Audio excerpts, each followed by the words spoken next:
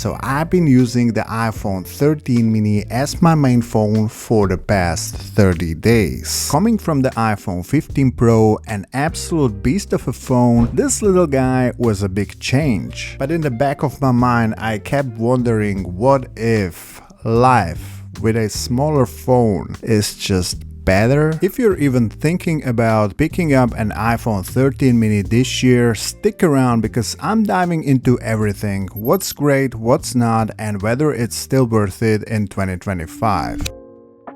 Alright, so I've been traveling a lot recently and the iPhone 13 mini has been such a great travel companion. I took it on a massive travel day, started in Slovakia, drove to Vienna, caught a flight to Madrid, then to Miami, and finally drove to Naples, Florida. It was over 18 hours of planes, airports and driving, and I didn't charge my phone at all during these flights and at the airports. Why? Because I wanted to see if this tiny phone with its small battery could actually handle the journey. Surprisingly, the 13 mini totally delivered. Even with 85% battery health, it lasted way longer than I expected. Over 18 hours on a single charge, it's hard to believe such a small phone could pull that off. And yes, I know it was in the airplane mode most of the time, but 18 hours in and the phone still had 6%? Crazy, right? Finally, as I picked up my rental car for the 2-hour drive to Naples, I plugged it in for navigation, but to sum it up, the battery life was a pleasant surprise. Alright, let's talk productivity with the iPhone 13 mini.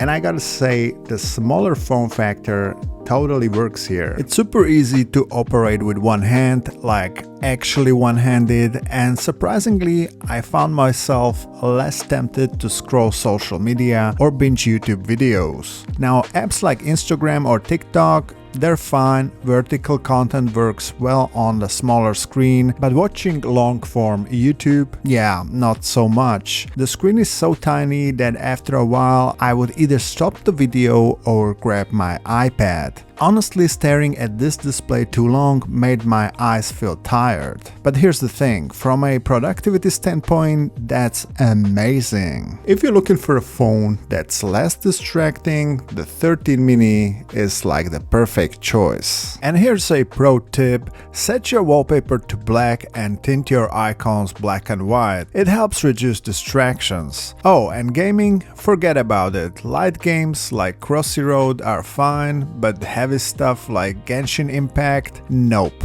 The screen is way too small.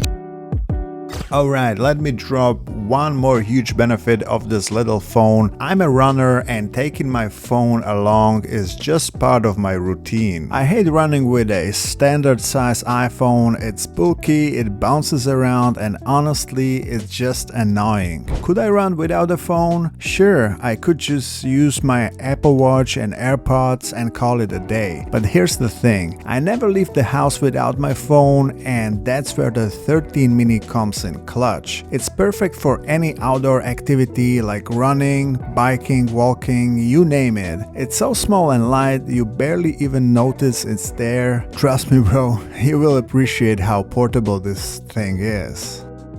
Let's talk about the camera for a second, because coming from the 15 Pro, it's a bit of a downgrade. With its 12 megapixel sensor, it handles daytime shots pretty well, but at night, not so much. The glare is pretty rough, as you can probably see from this footage, but that said, it's not all bad. In good lighting, I managed to pull off some pretty nice Instagram reels like this one. So for vertical shots like reels or TikToks, the 13 mini holds surprisingly well. Just don't expect pro level quality. Speaking of cameras, here is a quick test from the front-facing camera. The audio is coming straight from the phone too. And by the way, this phone is so tiny that it could actually totally work as an incognito vlogging camera, right?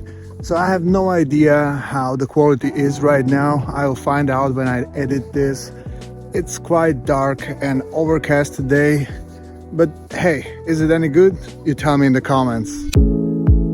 So after 30 days, sadly, I gotta admit, I will be switching back to a regular sized Pro iPhone soon. Now, don't get me wrong, there's nothing fundamentally wrong with the 13 mini. Even with just 4 gigs of RAM and a 60Hz display, it held its own and served me well. But here's the thing, I just do too much on my phone. I create YouTube thumbnails for this channel in Hypic. I also edit stuff in CapCut, and the display is just way too small for serious work. So is the iPhone 13 mini still worth it in 2025? Honestly, it depends. If you love compact phones and don't mind smaller screen, it's still a great choice. But for someone like me who needs a bigger screen for work, it's not the best fit anymore. That said, I still love this little phone, and I really hope Apple brings back a special edition of the mini someday. There's definitely